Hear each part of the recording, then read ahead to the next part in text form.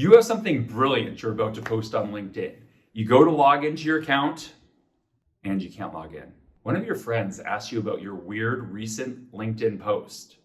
Then you get the same question from another friend. A bad guy got control of your LinkedIn account. They could impersonate you, damage your reputation by posting spam, and even use your trusted profile to scam others in your network.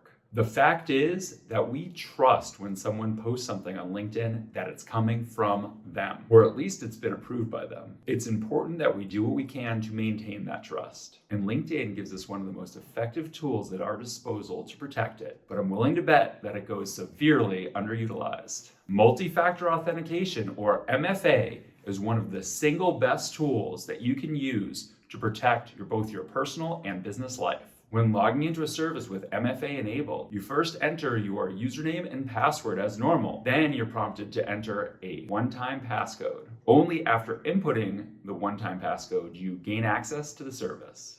This makes you significantly more secure because even if an attacker gets access to your password, they still won't get access to your account. But how do you get the one-time code to log in?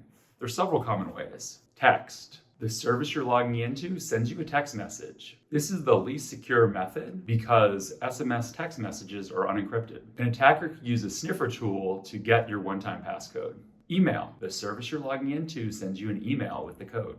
Email is often better than text messages, but still has some challenges. An attacker with access to your email would be able to compromise all of your accounts. Authenticator App, an app on your phone that generates the one-time password. This is a secure option. To compromise this, an attacker has to get your phone and your password to be able to compromise your accounts. If you aren't using MFA now, then you should definitely start. It makes you much more secure. Try it now with LinkedIn, then use it to lock down your email address. Our online identities are too valuable to go unprotected.